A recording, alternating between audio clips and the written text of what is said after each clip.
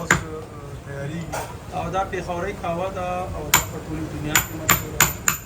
په هندوستان کې ورته پېښورۍ قهوه وایي. دا زیرنګ او دا ښایسته دا اوس مونږ راغلو قهوې یو ځای ته تاسو ته د پېښورۍ قهوه مونږ ښایو چې دا پخېږي څنګه جوړېږي څنګه. السلام علیکم نور څنګه یې؟ خیر دی؟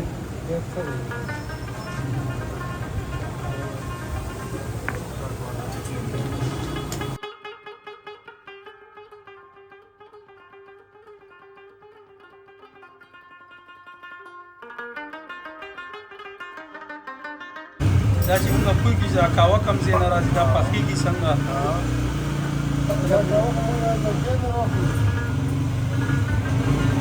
ها د قهوه کې کوم یو ښایي برازیل والا په لنډو څه شی ښایي؟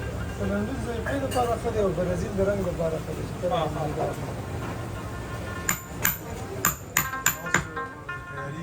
او دا پېښورۍ قهوه ده او دا په ټولې دنیا کې مشهوره ده.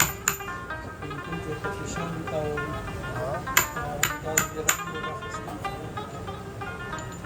دا اوس تیاره ده دا ښایسته تیاره ده او دا اوس تیارېږي نوره تیارېږي. دا ورته څه ټکولی کېږي؟ دا لاچي پکې اچوي. دا لاچي دی. او چې بیا کله دا په جوس کې واچوي.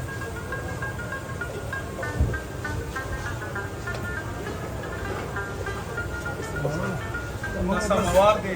سموار کې اوبه وخوټو دا سموار ده. په خوږونه قهوه ښه راځي.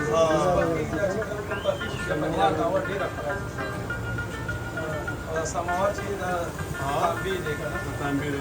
تانبو پیتل دی کې دا سټیل او سموار قهوه دا دې کې چې اوبه پخې شوې په قهوه ښایسته ده. قهوه ښایسته ده. دا اوس کېږي په دې کې کېږي مور باندې.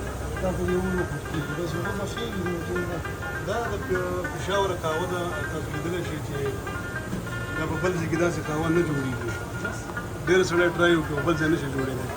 واحد دغه اوبه ده د پېښور کې دې سره بس دا تړلی شوې ده او ډېره زیاته مشهورۍ ده او سړی وسپینې پته ورته ولګي چې دا څه دي. دا قهوه ده دا به ته اوس کې خوند بدلوالي ذایقه دې زبردست کلر او د دې دا پاڼه تاسو څه پته لګي چې کوم ځای نه راځي دا لاجانه؟ نه دا بار ملکون شی دی بار ملکون نه راځي که نه؟ یا کم دا شی به خو نشي تیارولی خو دا خو د مومندۍ قهوه ده مومن دی. دا قسم دی مومندا دا په ډبو کې راځي که په تیلو کې راځي؟ دا شامل دی دغه په شاپر کې.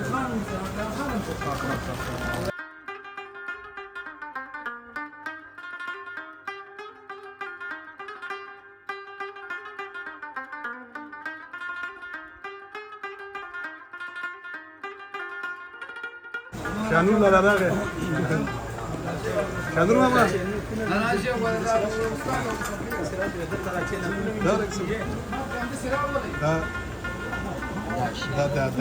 دا پاڼه ده دا قهوه ډېر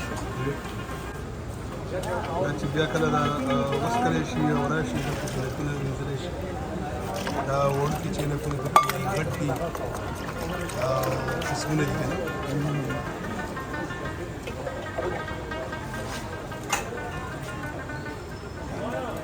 ډېر زبردسته ذایقې لري.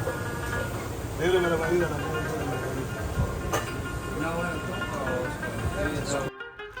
د حیات خان ورلډ درنو کتونکو اوس مو په پېښور کې د سحر ناشتې طرف ته بوځم چې دلته خلک د سحر په ناشته کې څه په مینه باندې خوري. په هغې کې اول دغه چولې او هګۍ دي، بیا ورسره پانچې دي او بیا داسې نور د خوراک د ناشتې هغه څیزونه دي چې زه تاسو ته ښیم. راسره اوسئ.